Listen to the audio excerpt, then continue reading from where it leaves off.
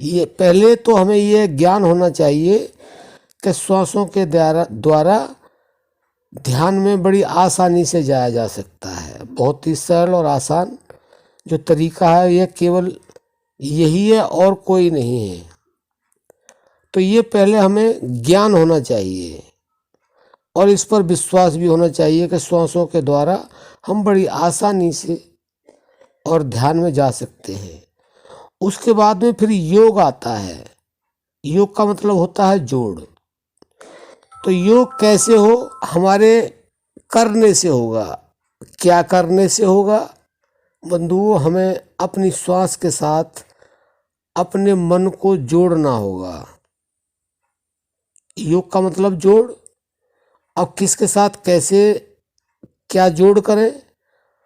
तो श्वास के साथ मन को जोड़ें। जितने प्रतिशत आपका मन श्वास से जुड़ेगा उतने ही प्रतिशत आपका ध्यान लगेगा।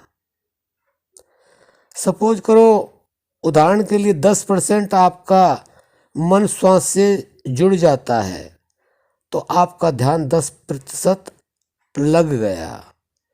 अगर 50% आपका मन श्वास से जुड़ गया, योग आपने कर लिया, तो 50% आपका ध्यान लग गया। और अगर आपने 100% मन को श्वास से जोड़ दिया तो आपका जो ध्यान है वह 100% लग गया। तो बंधुओं, ये सबसे आसान और सर्वोत्तम उपाय है।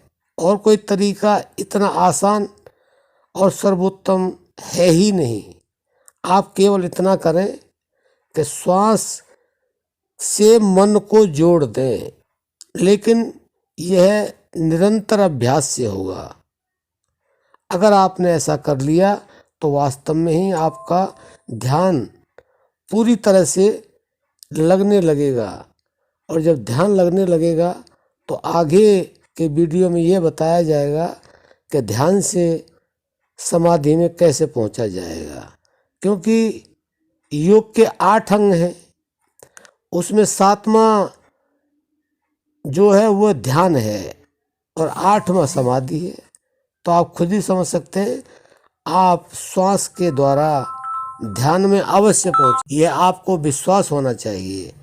अगर ये विश्वास हो गया और आपने योग कर लिया तो वास्तव में ही आपका ध्यान 100% लगेगा।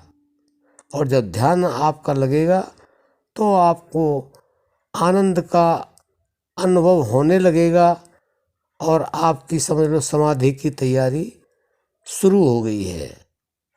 तो बंधुओं, आशा करते हैं ये आपकी समझ में आया होगा, आपने समझा होगा और समझ करके सुन करके आप अपने जीवन में उतारेंगे और इस तरह से ध्यान अवश्य लगाएंगे।